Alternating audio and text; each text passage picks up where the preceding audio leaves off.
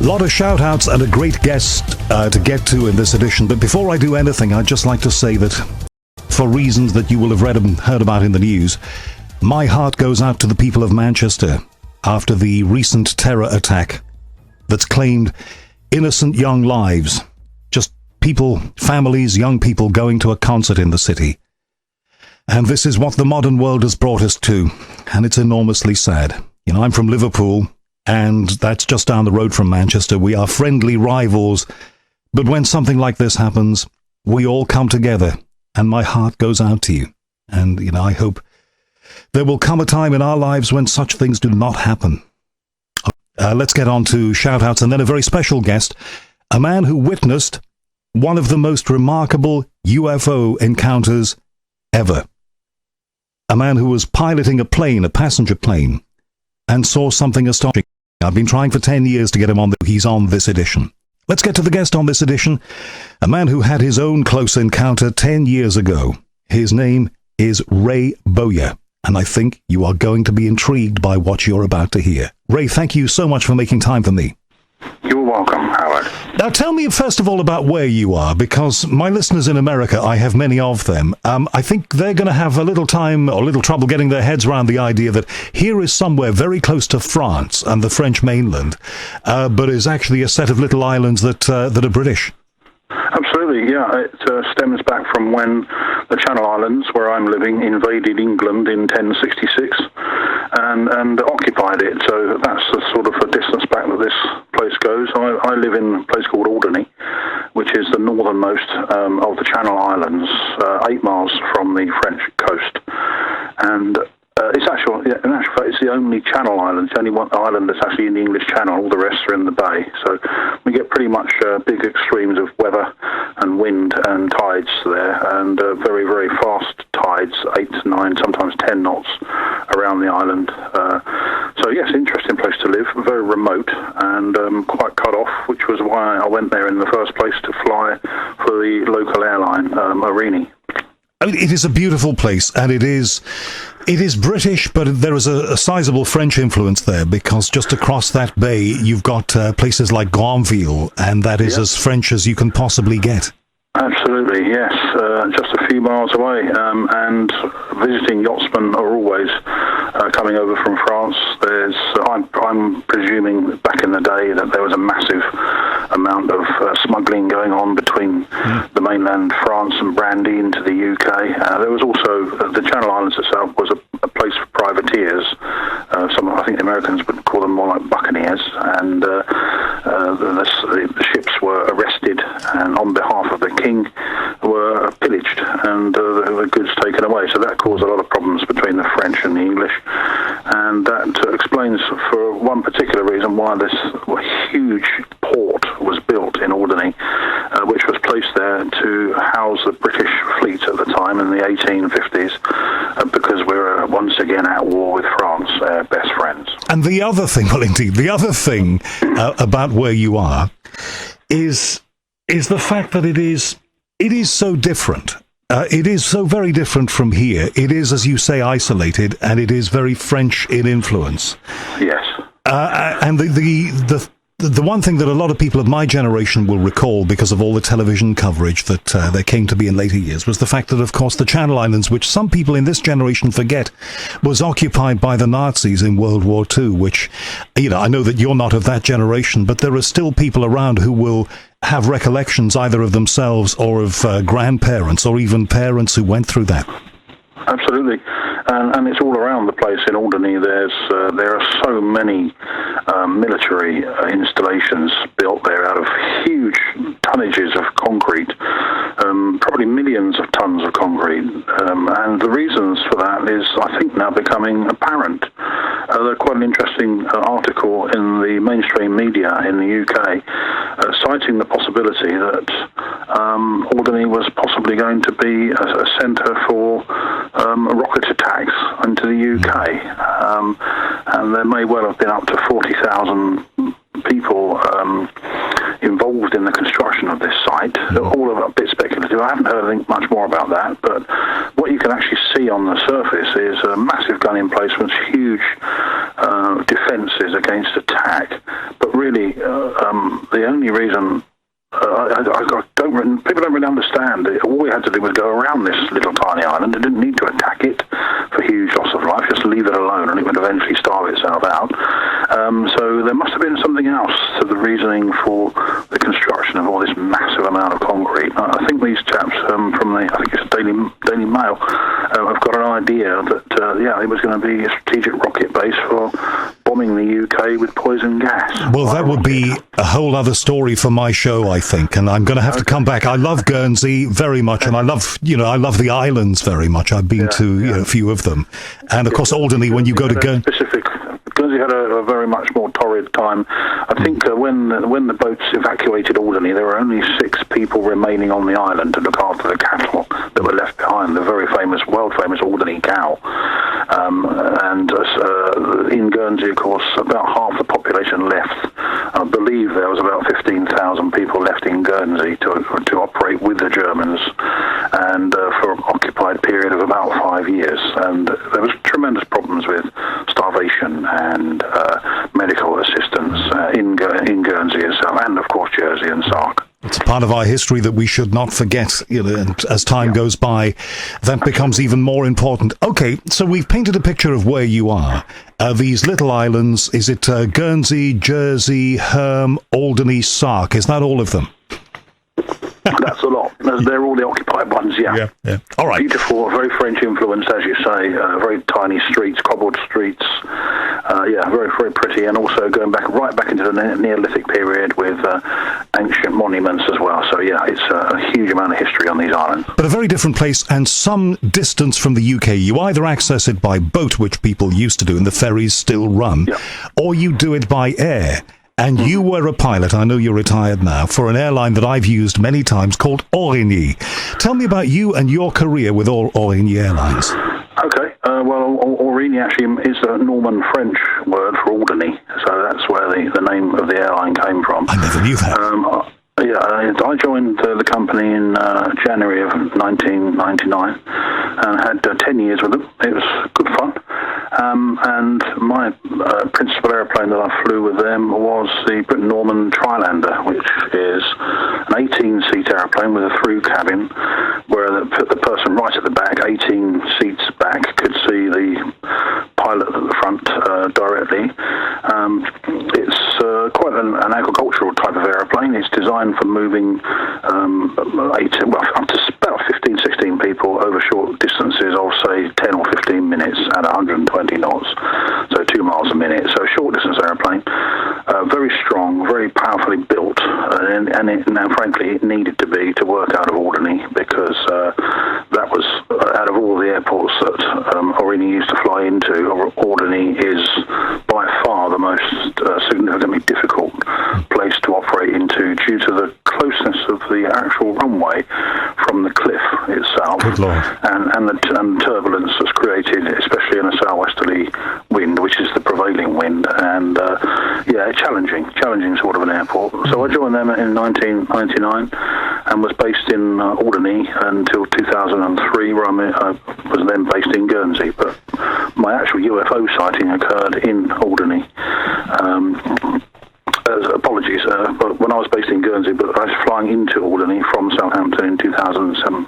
No, I flew that route, and it is a very small-scale thing, so your passengers can actually see you. I remember that part. And, you feel the throb of those turboprop engines, and it's very much a community in the air, really. You feel a great connection with the crew that you don't feel on a big airliner. Now, the reason I'm saying that is that the passengers were part of this UFO event, which we will get into describing, I think, right now. Tell me about the event. It's 10 years ago, and it puts you on the front pages of some papers, certainly the pages of many, many papers around the world for a while. And I guess you probably got a little bit tired of all the phone calls you got from people like me wanting to talk to you about this. But 10 years on, I'm glad we're able to do it. So tell me about that duty and that day. Well, it was, of course, fantastic free publicity for the company. To actually garner that amount of publicity around the world would have cost millions of pounds. And I remember they were very happy to give me numbers where I might be able to contact you back then. I think back at that point you'd stopped doing interviews, but the company was completely behind you. I had a phone call from the managing director at the time, and he simply asked me, he asked me what I saw, first of all, and I explained to him, just as I'm about to explain to you, and he said, well, do you want to go with it publicly? I said, well, it's up to you, really. I'm perfectly happy to. He says, yeah, so am I. So it was supported by the company, which I understand is a totally different thing to what happens in the US at the moment. They're not supported at all by any of their airlines. In fact, I believe it's a sackable offence if they start talking about UFOs and things like that. But regards to the actual sighting of that day itself, just to correct you on one thing there, the engines actually are piston engines on this aeroplane. There's three of them, not turbine. But it's only a small point. It's propellers, and it's designed as a very short landing and takeoff aeroplane. All I can remember is the throb of those engines. You really do feel. You do feel them. Massively noisy aeroplane, and I hear that from in the second row, right behind the pilot, next to the propellers. It's a similar sort of sound generated by Concorde on takeoff, so very noisy. But that particular day. And what was the date of it, Ray? April 2007, April 23rd, and I'd already flown to Southampton, and with a group of passengers from Alderney, and was returning from Southampton to Alderney. And the standard flight, it was quite a nice day. It was benign. There was no particular weather problems. A very high level of cloud, over 10,000 feet. But this aeroplane would cruise on the way from Southampton to Alderney at 4,000 feet, just in the airway. So it was an instrument flight. And I started to see things that were slightly interesting around about the south side of the Isle of Wight, leaving Southampton, and there was a very bright light in the sky. So I continued on towards this bright light, and I'm thinking there's something there, because at that sort of range, you sometimes see reflections from the sun, from all the greenhouses, or the vineries, they call them in Guernsey. I was going to say that at that time in the morning, some of these flights are quite early in the morning. You do see effects from the sun, don't you? Yeah, you do. You see them all day, because the greenhouse roofs are angled, and the sun reflects for a few moments, or even a few seconds, from the roof to your eye, which you can be 50 or 100 miles away. You can still see this reflection. You can't see what is being reflected from. You can't see the greenhouse. But anyway, that's what I thought it was. And I looked away and then carried on with the flying, the usual checks, that sort of thing. And I looked back up, and this reflection is still there. So consequently, it can't be a reflection, because the angle between the sun and also there was high cloud, so there was no direct sunshine. So I thought I'd better have a look at this light that I'm seeing in front of me. And so my trusty pair of binoculars came out of my flight bag, and we have a look at this object. And there it was. I'm on it's a 7x10 binocular, and I could see that there was a very defined and tangible shape to it, which wasn't going away. It was very, very brilliant, but at this time it was quite small. So I called up air traffic control was then Jersey, and I said to the Jersey controller, do you have anything on radar? And he eventually came, he had a look, and he said, no, nothing seen. There's a little bit of anaprop, which is anomalous propagation, atmospheric effect, which wasn't in the area where I was seeing this thing. So I thought, well, I'll keep my eye on this. And consequently, moving closer to this object, I'm thinking initially it was around 6 or 7 miles away, and probably the size of a 737, something like that. And the light that was around it or coming from it, I mean, how was that light, from what you could see, how was it radiating? How was it generating? What was it doing? Well, it was emitting light. It wasn't reflecting, it was emitting light, it appeared to me, and today is exactly the same. A very, very, very brilliant yellow, if not golden colour, but I was able to look at it directly. It wasn't blinding in that respect. It was just brilliantly emanating, sort of shimmering yellow colour. So you think the light was coming from the object, not around the object? Difficult to say, Howard, on that one. It could have been around it, an atmospheric effect, or it could have been emitting from it, but certainly appeared to be a source of light coming from it. How that was propagated, I don't know. And also, looking at this object from left to right, about 2/3 of the way along this object was an area, a darker grey banded area, probably 1/10 the whole length of this object, but about 2/3 from left to right looking at it, with a shimmering interface between the sort of grey area and the yellow, this brilliant yellow colour. Able to look at it perfectly happily through binoculars, but I would love to have seen it at night, because I think then it would have been quite a spectacular display, but this was, in the afternoon. So yeah, it was. I was unable to get the full effect of the actual light that was coming from it. So we're now getting closer tonight. I said to Jersey Air Traffic, look, this thing's probably 7, maybe 10 miles away in front of me, and it's still there. Can you see anything on radar? And the controller then said, no, we still haven't got anything on radar, but I'll keep an eye on it for you. Now, I'm going at 2 miles a minute, and I've travelled now 5 minutes, and this object is still clearly in front of me. So I've done the 10 miles, what I thought was the distance to or from the object, and I'm calling back to Jersey Air Traffic saying this thing's getting quite big now in front of me. Now this, after 5 minutes, now people in the back of the airplane are starting to look over my head and over my shoulder to see what this thing is, because they also, having a look at it, and it's unusual. So. And what sort of reactions, obviously through the cabin crew, what sort of reactions were you getting from them at that point? Well, the Triglander actually flies with a bit of a nose-up pitch attitude, so only the people in the first couple or 3 rows behind me would have been able to see it. The rest would have been too low. In other words, the nose would have been too high for them to see over. But the chap behind me, when I started looking at this thing through my binoculars, he just tapped me on the shoulder, which is, there's no barrier between the cabin and the pilot. He just asked me, what's that? And I said, well, have a look for yourself through these binoculars and see what you think it is. And he sort of did, and he focused it, and he was quite surprised at what he could see. I said, I don't know what it is. I haven't got a clue, but we're going towards it. And that is a thing, isn't it? I've flown on many planes of different sizes in different parts of the world, and of course, as a passenger, you always expect the pilot to be totally in control, which you were, but also to have the answers to every question you might have. Here was one occasion where you could not answer. Absolutely, yes, and I had no clue what we were going towards.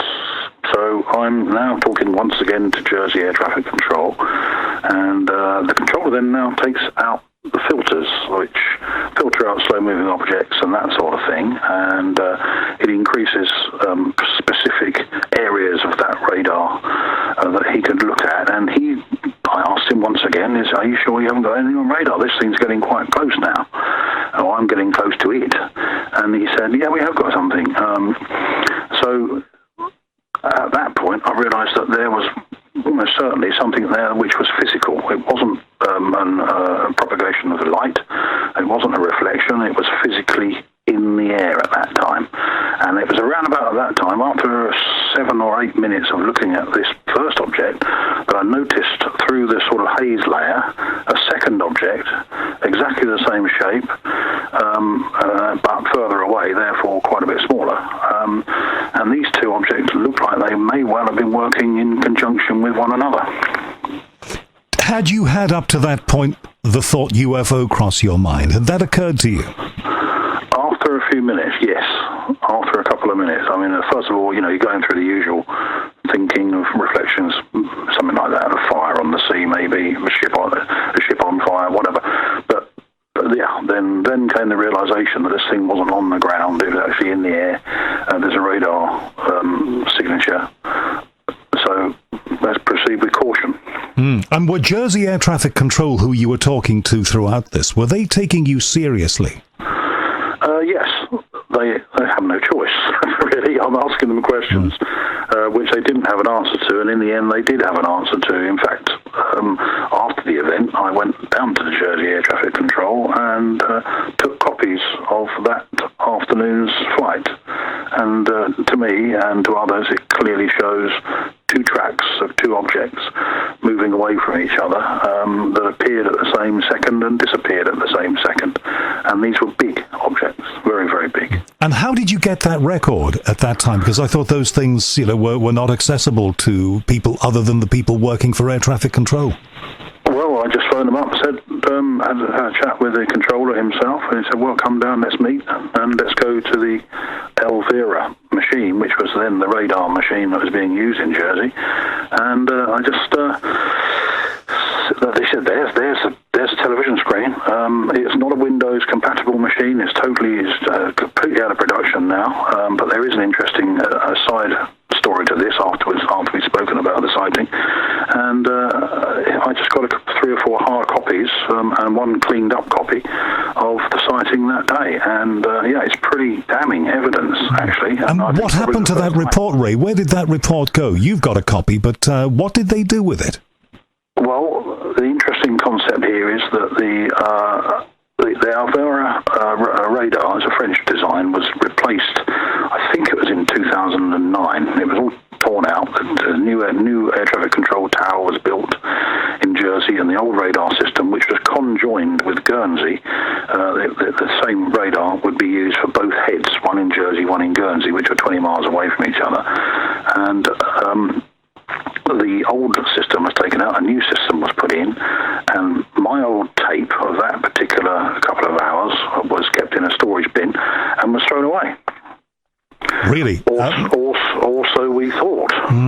So you thought? You mean there's another aspect to this story? Well, there is, and it's quite interesting, and it's happening right now, is the fact that a complete recording of that whole event, one of the controllers on duty took it home from the old Alvera radar, had no way of replaying it because the system had now disappeared, and kept a copy of it in his shed, in his garden. So, and through a very diligent French team, they discovered that this tape was in this chap's shed, and they've gotten hold of it, and they are, as we speak, in the process of downloading it into a Windows-compatible system. Now, I understand it's a very long-winded process, and it has to be done one frame at a time over a number of hours because the systems aren't compatible, but they are downloading it into a Windows system, which should be able to clean up the whole issue and see exactly what we've got and the timings that we've got on there, because each radar head, as I mentioned, one in Jersey, one in Guernsey, every time it hits an object, it puts an instantaneous timing message on that particular dot. And so each particular dot from both the Jersey head and the Guernsey head can be seen as different colours. One is red and one blue, I believe. And the other thing is that each individual dot is timed, and that's how we know that these things appeared. These two objects appeared and disappeared at the same time. Very, very, in fact, exactly the same time, to within a few seconds. And was that report later sent to the Ministry of Defence? I'm just wondering whether Nick Pope, who was still working for the MOD at that point, whether his department got that. It would have been, that was sent, but of course all this stuff happened weeks after. When I went down to to Jersey, and took this data from the Jersey Air Traffic Control, and the photographs and the pictures of the traces, that was all much later, 3 to 4 weeks later, or more than that actually. But there was an instantaneous report sent to the Ministry of Defence from Jersey Air Traffic Control. It's a mandatory report; it has to be sent, and. Of course, here we go. The usual story. The Ministry of Defence is not a threat to UK airspace, so we're not going to investigate it. The fact that at that time, the airspace category has changed now, but at that time, that airspace category was Class A. Now, in the UK, there's only the London Terminal Manoeuvring Area and the Channel Islands that were Class A controlled airspace, which is the highest control available to UK, well, anywhere in the world. It's the most highly inspected and surveilled airspace in the world. Now, people ask me, do you think this was a military exercise? I said it's perfectly possible. It could have been. I don't know. But why would you want to do that in Class A controlled airspace in front of everybody? You would want to do that somewhere really private, really secret. Let's get back to the chronology of this thing then. There you are, you'd seen it, you'd reported it, Jersey were aware of it. Was anybody else in that airspace at that time? I wonder if any other aircraft pilots saw it. You mentioned about one chap in the airplane. There was a couple that sat behind that particular fellow that using the binoculars, and they also saw it. John's actually colourblind, so he got the colour wrong, but Kate, she saw it as well, and we got together afterwards and we discussed it. And I didn't want to lead her, but she reported it and as an independent witness.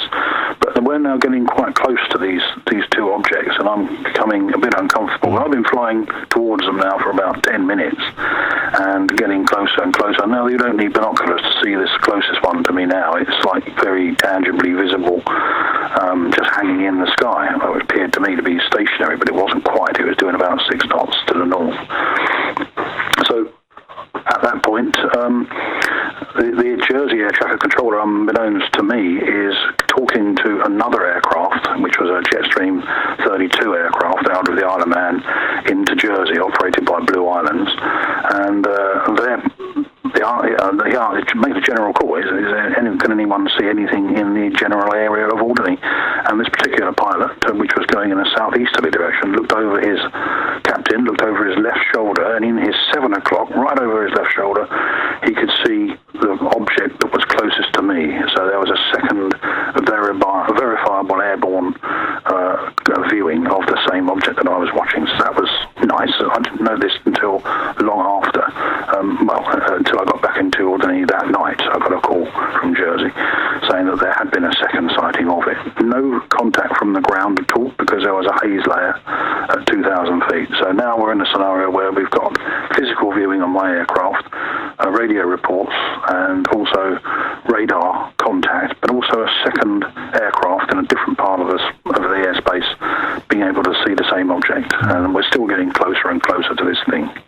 So you are closing in on a large solid object which appears to be working in unison with another solid object of a similar kind.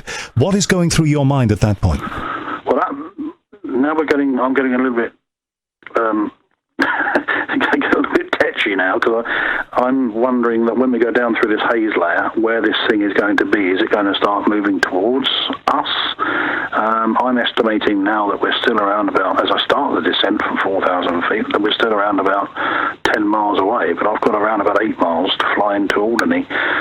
Where's this thing going to go? When I lose sight of it through the haze layer, where's it going to be? So I'm thinking, let's start now this descent. Had I been on my own, and I've said this to other people, had I been in an empty aircraft, I'd gone and have a good look at this thing. I'd gone over it, under it, or whatever it took to have to find out what this thing was. But with passengers on board, that's not my job. And you're sure that this was a solid object with the same integrity as your aircraft? Yeah, absolutely, yeah. Without any doubt about that. I just wish there had been some no upper clouds, so that there would have been direct sunshine shining on the sea, so that I could have actually seen a shadow, if you understand what I mean, on the sea surface. But there wasn't anything like that. There was no terms of reference. I couldn't tell you whether this thing was circular or just an oval section from what I could see it from my side.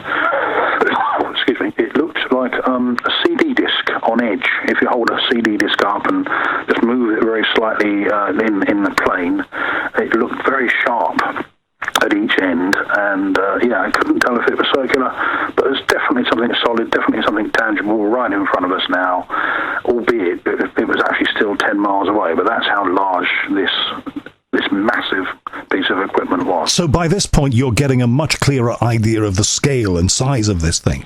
Absolutely, yeah, getting very close to it now. So we start the descent into Alderney and keep an eye on this object, see if it's going to move or not. And as we go through 2,000 feet, I lose physical sight of it because of the haze in the atmosphere. It precludes any visual until you get down below it. And I got down below it and still couldn't see up through the haze layer. And there was Alderney right in front of us, and we landed.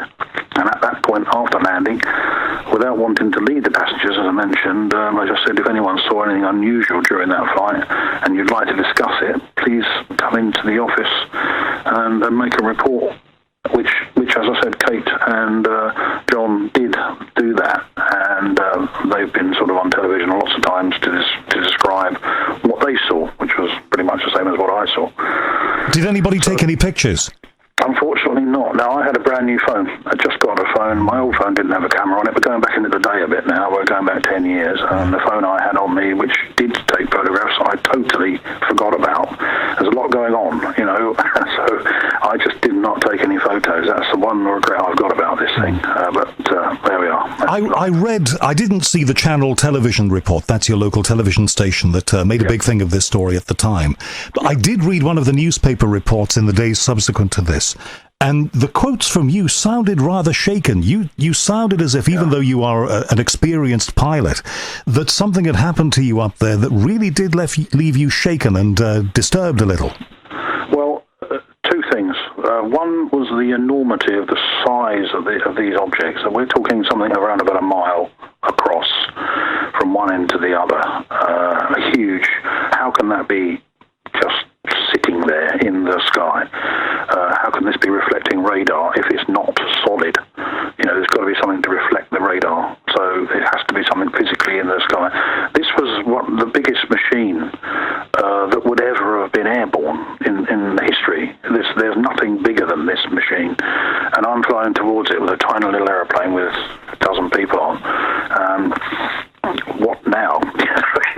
It was actually quite a very big relief to get on the ground and have some tea, make this report, which I scribbled and sent off to Jersey, because, actual fact, I'm flying again in a few minutes back to Southampton with another load of passengers, and they want to get going. And how can you, after you've been through something like that, Ray, how can you get back in the saddle and do it again, with the possible feeling you might encounter this thing even more closely on the way back?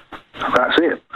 That is a very valid point. Now, I'm at this moment in time thinking I'm the only person that saw this, so I didn't know, apart from the chap with the binoculars immediately behind me, and not just this one object, of course, a second object as well. But I didn't know about Kate and John in row 3 behind me, that they'd seen it. I thought I was pretty much the only person, apart from the chap with the binoculars, that saw this. Am I thinking this is me? There's got to be something there, but I didn't know about all the other corroborating evidence at that time, so I just made a quick report to the CAA. Jersey contacted the Ministry of Defence and also the CAA in the UK when they weren't interested. So, okay, what do we do now? Let's go back to Southampton. So we loaded up the airplane, and about 30 minutes later, a little bit late because of this report I had to write, got airborne out of Alderley, and it was heading directly towards the last point where I saw this object in the sky on the takeoff heading.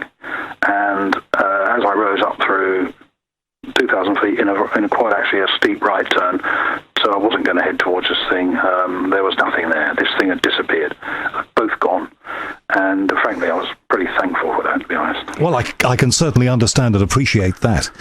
At what stage did you come to believe this is what we now call an unidentified flying object? When did that hit you?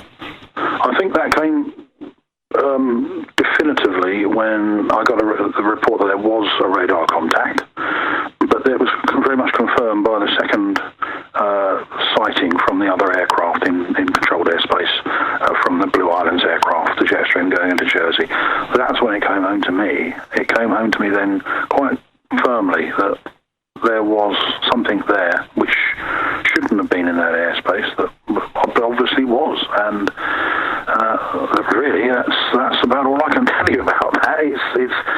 It was weird. It was a strange thing. Not the first odd thing I've ever seen, but certainly it's 10 years later, people are still talking about it. So, well, they say, Ray, that all pilots have these experiences, not quite of the scale and magnitude of the one that you had, but you said you'd seen other things over the years. What sorts of things had you seen?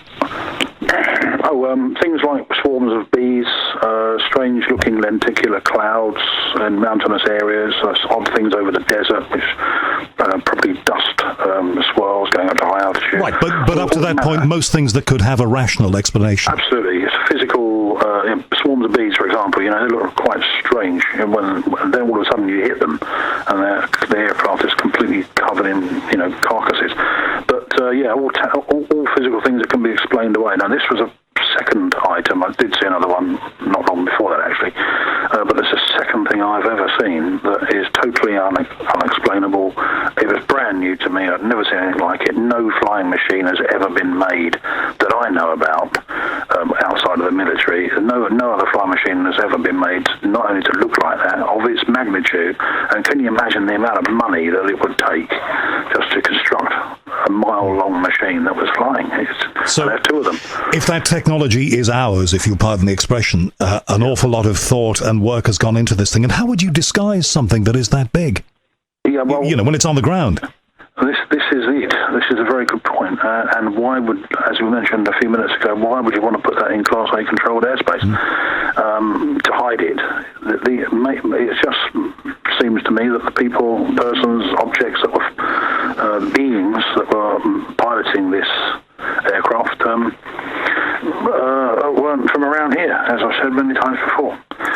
They weren't from around this area. They didn't know this was Class A controlled airspace, probably. Well, clearly not by the sounds of it. Did you try, I don't know if there was a way, did you or air traffic control try to signal this thing? No, I certainly didn't. Air traffic control have only got the standard radio frequencies which they can use. They've got no other method. The only other way that any sort of communication could have been had is if they called up a military service, either the French or the British. But like I said, they weren't interested. And that was my first, not quite my first, but one of the first issues I've got with the fact that we were being lied to by the powers that be, put it that way. And when you say lied to, let's be very specific. How do you think you were lied to? Well, when something of that magnitude appears in Class A controlled airspace in broad daylight, and there should be nothing there, and you're told by your effectively government agencies that it's not a threat to UK or any other airspace, and they're not going to investigate it, they're covering something up, it would appear to be. They're actually not wanting to get involved in this for a number of reasons. And the reasons, having thought about it over the years, is that we don't know what it is, that's number one. Or number two, we do know what it is and we can't do anything about it, so we're not going to do anything about it. That's number two. And number three would be we know exactly what it is and we're colluding. We're actually in communication with whatever this thing, people, things, objects are. And Ray, before this incident, as somebody who's a professional man, pilot is the most responsible job, I think, apart from a heart surgeon. I think they're probably equal that you can get.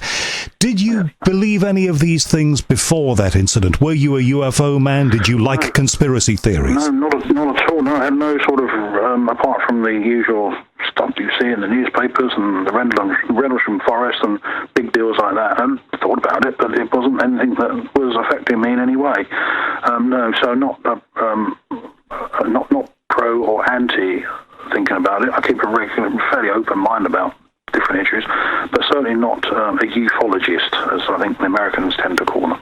And what about the crew on the plane? How big was the crew? I seem to remember there was one steward or stewardess on those flights. Not on my airplane. No, mine is a single crew airplane. I'm the only crew on board. You were the only person? There is no aisle, so there's no drinks. Very annoying. And do you? I seem to remember being given a candy, as the Americans would say, a sweet on takeoff. That's right. Yeah, you get a bite to eat, and then that clears the eustachian tubes when you're chewing. So, because it's not a pressurised airplane, it's unpressurised. That tends to help the children when we're going downhill to clear their ears, and they don't get any pain. Yeah, but no other crew on board. I'm just giving my listener a sense of the scale and intimacy of that way of flying in that area. Yeah. Did you try to make contact with anybody at an official level about this? I presume because you still worked for the airline, you were bound by certain regulations and you couldn't, but you tell me. Excuse me a second. I made the assumption, actually, that they would want to speak to me. I was completely wrong. Absolutely 100% out on that one. They didn't want to discuss it with anybody. Jersey Air Traffic Control had a very short, terse response. We're not going to investigate it. And frankly, that was it. Now, of course, at this time, I'm getting inundated with television stations, radio, newspapers, etc. And lots of investigative journalists, etc., wanted to get involved in probing this whatever on that day. So I thought, well, okay. I had so many offers, but I wanted to choose a sceptical band of people, which would look at it with an objective view, which I assumed that they would. I wanted a sceptical group, and they wrote a 160-odd page report going into all manner of different types of possibilities of what this sighting could have been. And after 160 pages of it, with reflections from French lakes and inversion layers and military and ships on the sea, etc., etc., they came up with we don't know what it is, so therefore it is an unidentified flying object. That's basically what they came up with. So that doesn't really put you much further on, does it? No. What it did do is that I had an independent report. Now, this is where my issues somewhat become blurred over what was happening here, what their findings were. I don't know whether they were independent, but what it boiled down to is this tangible physical radar evidence ended up flying over a big rock called the Casquettes Rock, which is a very tragic shipping accident there back in the late 1800s, 1896, with the SS Stella. Huge loss of life, where this ship just crashed into this rock and broke up, and lots of people died, unfortunately. Now, this object, the closest one to me, flew pretty much directly over top of this rock reef. And as you can see on the radar traces, it's pretty straightforward. However, on this official report that the independent skeptical group that I got involved with, they suggested that it was a ship. It's most likely to have been a ship, and this ship that they're talking about sailed right over the top of this Casquettes Rock. So I don't know many ships that do that. Seagoing vessels, they don't tend to work out very well when they hit rocks. So just to explain that for our listener, just to put the P in the pod here, if a ship had been reflected back up somehow into your line of sight, it was actually going over a place that it couldn't go over because it's a hazard to shipping. Absolutely, yeah. There's a big rock reef there, and as mentioned, the ships have hit it and broken up before. So this for you, it remains a mystery. I know that there has been renewed media interest in the last few years. I think there was a Canadian company, according to the Guernsey Press newspaper, got in touch with you about 3 years back. What came of that?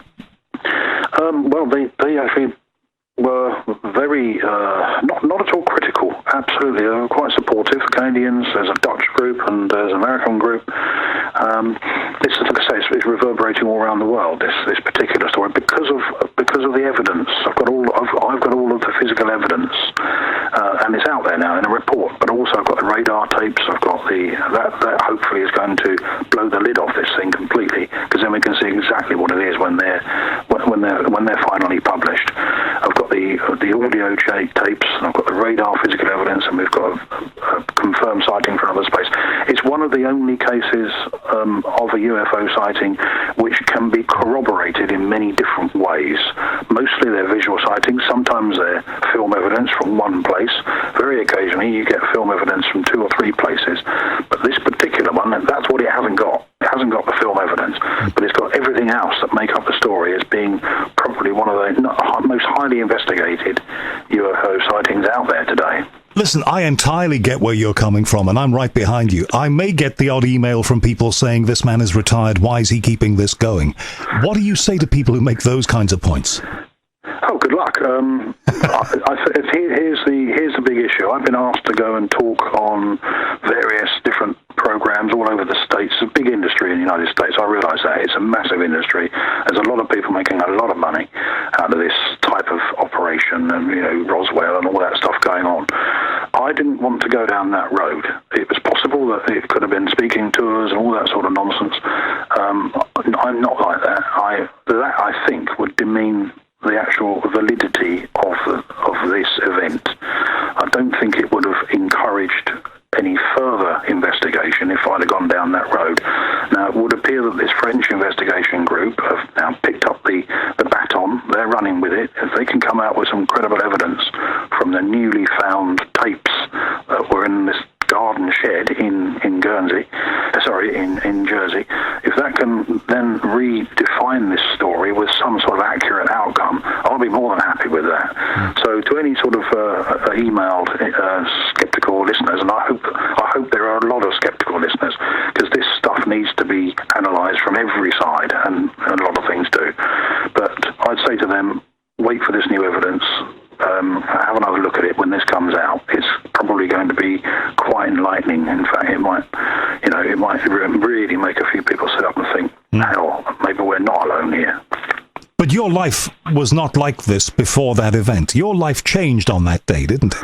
Definitely, absolutely. It brought a number of things home to me that we're not being told what's going on, and that doesn't just translate into UFOs. It translates into, from my evidence and my research is ever since then, it converts into things like energy, free energy. There's so much free energy out there that we're not tapping into or not being allowed to tap into. But all of these things were peripheral to your life. You weren't as interested or indeed interested in these things before this event. This was a catalyst, it seems, Ray? Absolutely. I had no interest in that sort of area whatsoever at all.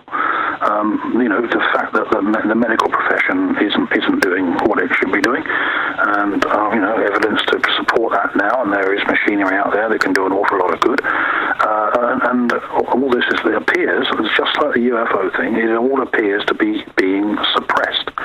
And the reason behind that, I suspect, is, well, as I mentioned about the three things earlier, perhaps they don't know what it is, or they can't do anything about it, or they know what it is and they don't want to do anything about it because they're working with them, is on the medical side of it, it's purely and simply financial. All right. Well, that's another issue for another time. Yeah. As you get older, and we are all getting older inevitably, there is a sense, I think, in a lot of us that we want to right the wrongs and we want to make sure the account is settled and squared before we have to go to wherever we might be going next.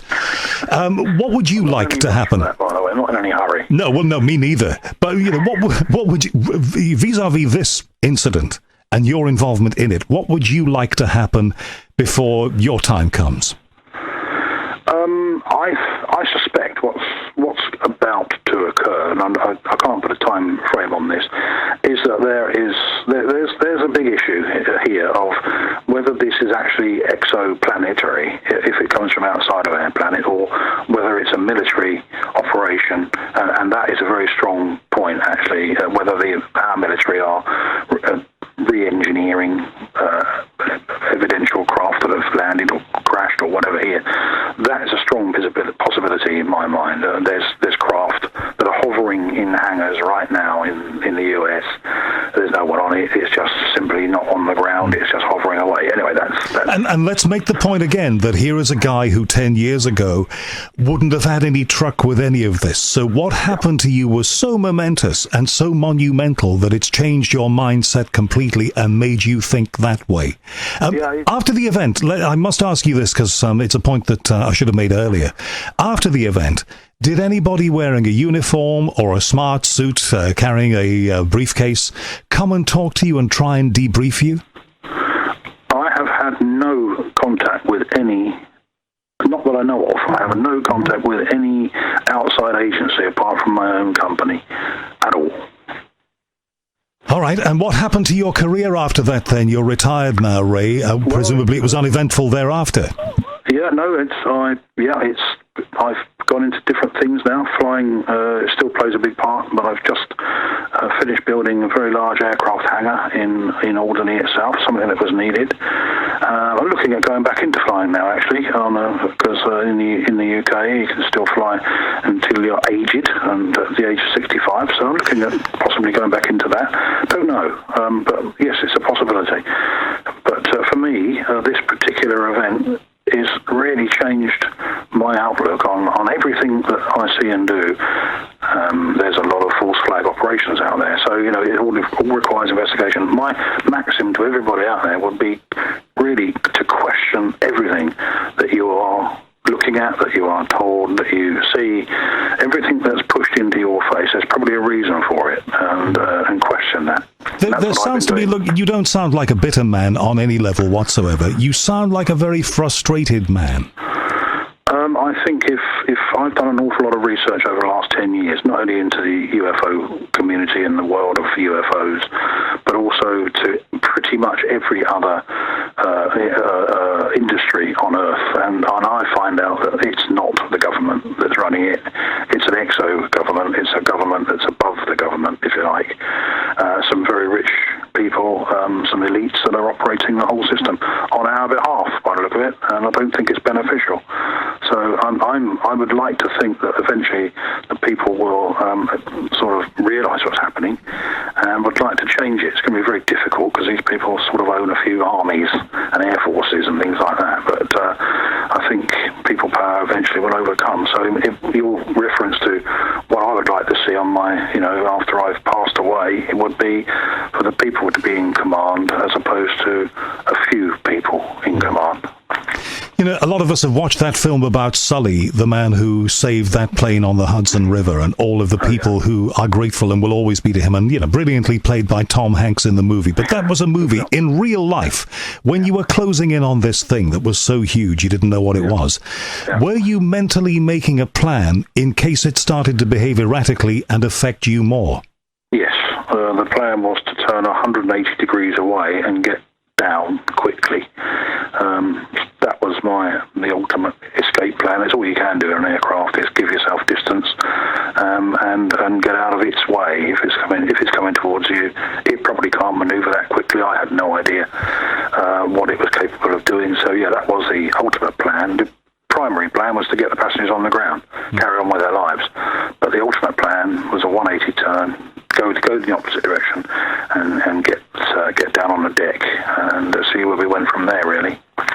And what did your colleagues, both at the airline and other pilots, other aviation people, in the days and months after that event, what did they make of you and what did they make of the event? You'd be amazed at the number of people that I knew in the flying industry that came to me, sat in a bar or in the street or whatever, pull over in a car, and they'd flag me down and say, "Do you know what? I saw something very similar to that in 1988. There was a relatively crusty pilot that retired and was still living in Alderney, and he came over to me. He never used to speak, very, very rarely. He was an ex-Royal Air Force. He said to me, "Do you know what? I was flying between Jersey and Guernsey one day, and off my right-hand wingtip, I passed what I thought was a wood-burning stove, a black box with a bit of metal sticking out on top of it. It just went past right past the wingtip. In fact, it was stationary, and he flew past it. This is a sort of fellow that would never discuss that in open conversation. Surprised me, but so many other pilots that I know, and also that I've spoken to in various other places, they've seen a lot of stuff, but I don't think they're much in a position to want to come out and talk about it. I still believe there is a general feeling in the UK that it's not good for your career prospects. But and as you said, airlines, and in the US, airlines that pilots work for, and they have to have a mind to their careers. A lot of these airlines don't want these things getting into the public domain. That was certainly the case with the Blue Islands pilot flying into Jersey with a jet stream that saw this object over his left shoulder. He said, he told me, they won't let me talk about it, which I think is terrible. It's his duty to report that and to talk about it. It's aviation law in the UK that the airspace that you're in, if you see something that shouldn't be there, or you think there's something that shouldn't be there, then you must report it, and you must write a report, and you must do it effectively over the radio. Did anybody test your competence after that? Did anybody have any doubts as to your competence after that event? If they think I was mental, you mean? Well, yes. Did they think you perhaps had issues that needed to be investigating just in case? I think, because of the other corroborating evidence, no. The other thing that I did see, which was actually going towards the Isle of Wight, I didn't make public because I was the only person to see it. It was a short-lived event, only about 1 minute, once again, looking through binoculars, and it just disappeared. It went behind some clouds, and that was that. So I didn't make any sort of noises about that, or even have time to talk to air traffic about it. But once again, there was something there. But that was different. I was the only person to see that. This particular sighting has been seen by many different people over different places. So I don't think there's any issues. My fellow aviators, pretty much on the whole, I can't even think of one that was anti what I saw. They said, "Yeah, we believe you." Are you going to write a book, Ray? Because you should. It's possible. I've been asked, actually, in fact it wasn't that long ago, to do a life a life book. I don't know if you know what that is. It's all right, from childhood to the end. I'm still thinking about that. It might be good fun, but this chapter would certainly be a long one. Absolutely. And all of that media interest, of course, it's boiled itself down a little now, so it's not going to be quite so much as it was at the time. But, how did you feel about all of the press interest, the phone calls that you would get? I mean, one of those phone calls was from me, but I think you'd taken so many phone calls from other people at that time. Your head was probably spinning, and you decided to give it a rest for a while. It must have been difficult to get through. Well, I actually didn't decide to give it a rest. It decided that it would give itself a rest. And here's the interesting thing. You mentioned about the Canadian group a little while ago. That was, I think, 2014. I had 3 email contacts. Having heard nothing for probably 3 years, I had 3 email contacts in the space of 3 hours to reinvestigate this. So where did they come from? Is that purely coincidental that 3 independent companies on 3 different continents should contact me in 3 hours to say, can we go over this story again, please? I just wonder whether someone right at the very top pulling the strings on this. That perhaps thinks now is the time for some version of this to come out. Yeah. And who that may be, or if it is just purely coincidental, I really don't know, because I spoke to all of these individual bosses of these companies that came to see me, and they said they had nothing from on high. They were just told by their immediate boss that perhaps this might be a good thing to reinvestigate, but who their immediate bosses were and who was at the top of that chain, I don't know. But I suspect, once again, there's a little bit of collusion going on there in what we see and how we see it. Oh, Ray, is there anything that you would like to say before we conclude this? And I'm very grateful to you, I must say, and to Leslie Kane for putting us in touch. Anything you would like to say that you haven't yet? Well, I'd like to say to Leslie, keep on doing the great work. The books that she produces are just amazing. The accuracy and detail, fantastic. I recommend to your readers that you go and buy them. To the general population, I think you're in a unique position now. Everyone out there with a mobile telephone is just to keep watching the skies, because it's all out there. It's just a matter of looking out the window. I think that's a beautiful quote and point at which to park this. I hope we stay in touch, and I wish you luck in the future, Ray, with whatever you do, and I hope that one of these days we speak again. Thank you so much for making time for me.